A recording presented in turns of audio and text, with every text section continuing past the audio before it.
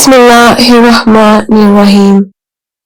Alhamdulillahi Rabbil Alameen. Wassalatu wassalam ala Sayyidil Mursaleen wa Khatimin Nabiyyin. The story of Abu Huraira's mother. A prayer answered quickly. The mother of Abu Huraira was a polytheist. Despite all his efforts, Abu Huraira had been unsuccessful in bringing her into the fold of Islam. One day, he invited his mother to accept Islam, but in response she uttered disrespectful words about the Messenger of Allah, peace and blessing be upon him and his family. Abu Huraira was deeply hurt. He went to the presence of the Prophet, weeping, and narrated the entire incident.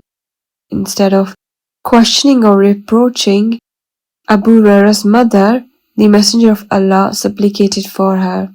O Allah, guide the mother of Abu Huraira. Overjoyed by this prayer, Abu Huraira returned home. He found the door closed. His mother heard his footsteps and said, Abu Huraira, stay where you are. Then she said, I heard the sound of water falling. She had taken a bath, put on her shirt, and in her haste did not even take her head cover. She opened the door and said, O Abu Huraira, I bear witness that there is no God worthy of worship except Allah, and I bear witness that Mohammad is his slave and his messenger.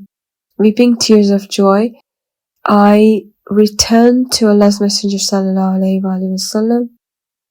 He thanked Allah and prayed for blessings. The name of Abu Huraira's mother was Umayma, daughter Subay. 5,374 narrations are reported from Abu Huraira. Narrated by Muslim Mishkat.